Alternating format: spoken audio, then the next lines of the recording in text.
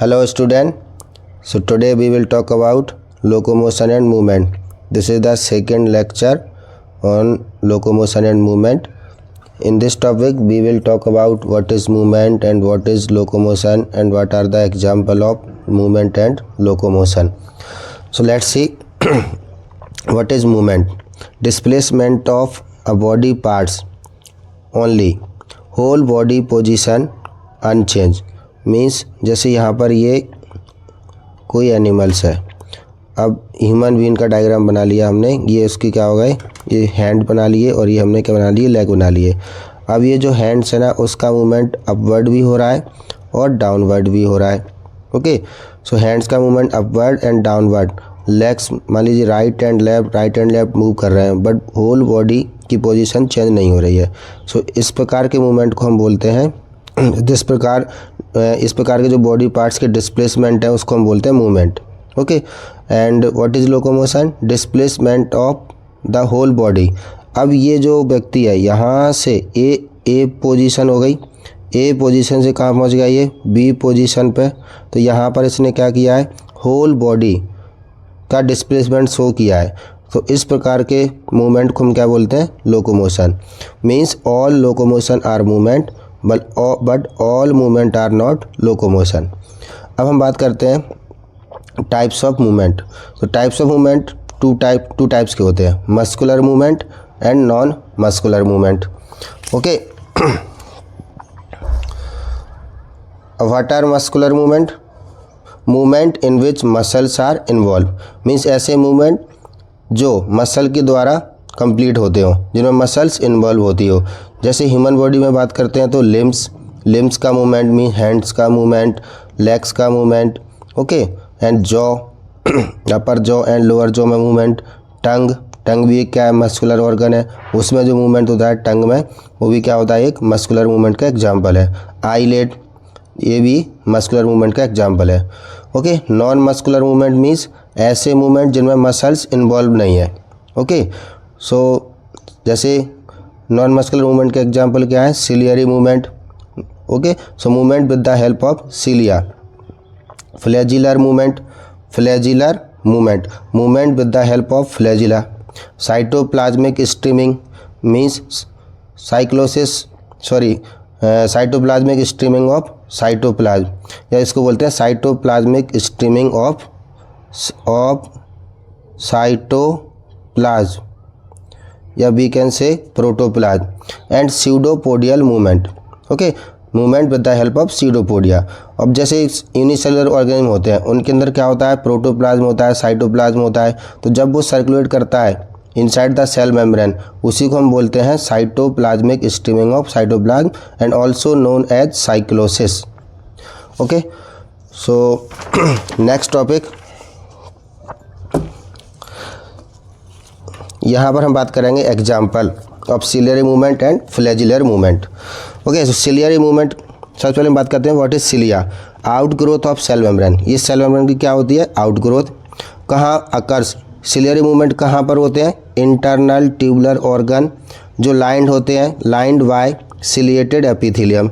जैसे for example के लिए trachea, bronchi, bronchiole, fallopian tube and ventricle of brain. Now next we will talk about flagellar movement. Okay, so flagella क्या होता है, this is also out growth of cell membrane. Cell membrane की ये out growth है। Example of flagellar movement, swimming of spermatozoa. Means sperm में जो movement होता है ना, वो फ्लैजिला की हेल्प से होता है। ओके, और ह्यूमन बॉडी में flagellar movement only sperm show करता है, उसके अलावा और कोई सेल नहीं होती है ह्यूमन बॉडी में कि जिसके पास फ्लैजिला होता हो। Maintenance of water current in the canal system of sponge.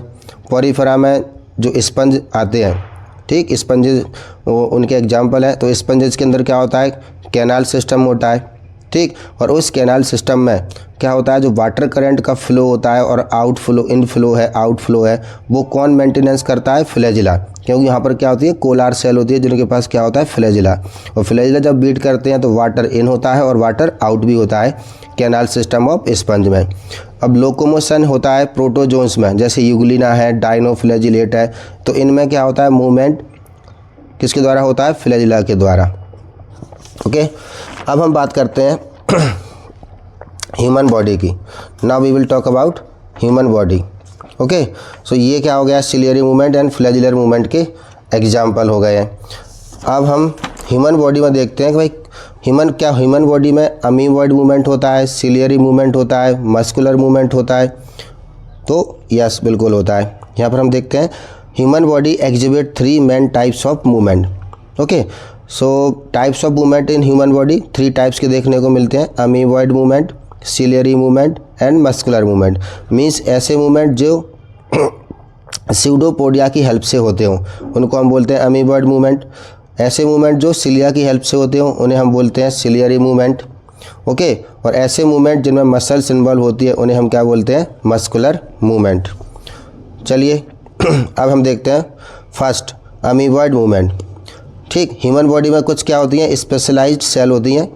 ठीक, फॉर एग्जांपल मैक्रोफेज जो एक मोनोसाइट ही क्या बन जाती है, मैक्रोफेज, एंड ल्यूकोसाइट। ल्यूकोसाइट में कौन आता है, न्यूट्रोफिल्स एंड मोनोसाइट। तो मोनोसाइट क्या होती है, सबसे बड़ी WBC होती है।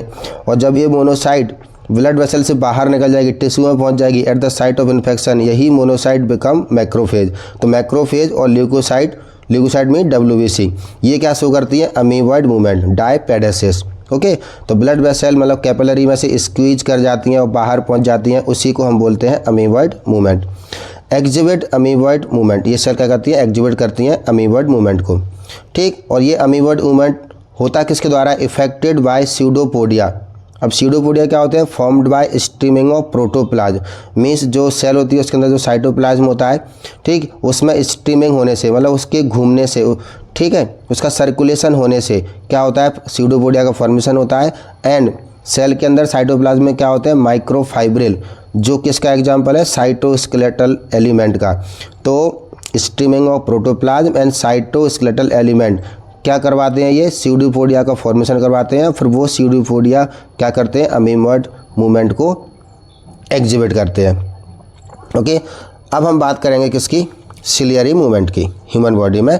तो सिलियरी मूवमेंट ह्यूमन बॉडी में कहाँ होता है, इंटरनल ट्यूबुलर ऑर्गन, जैसे फेलोपियन ट्यूब हो गया, वेंट्रिकल ऑफ ब्रेन, ठीक है, ब्रोंकाई, ब्रोंकियोल एंड ट्रैकिया, इन सब में क्या होता है, सिलिएटेड एपिथेलियम प्रेजेंट होता है। उन पर क्या होते हैं, सिलिया।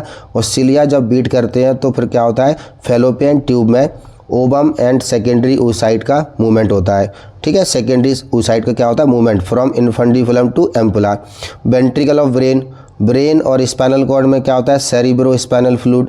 और सेरिब्रो स्पाइनल फ्लूइड को सर्कुलेट करवाने के लिए, ठीक, वेंट्रिकल मीन्स क्या होता है, एम्प्टी स्पेस। तो ब्रेन में वेंट्रिकल है, उस एम्प्टी स्पेस में क्या है, ठीक, सिलिएटेड एपिथेलियम मीन्स उसके पास सिलिया है। और वो सिलिया क्या कराते हैं, ठीक है, flow of CSF means cerebro spinal fluid.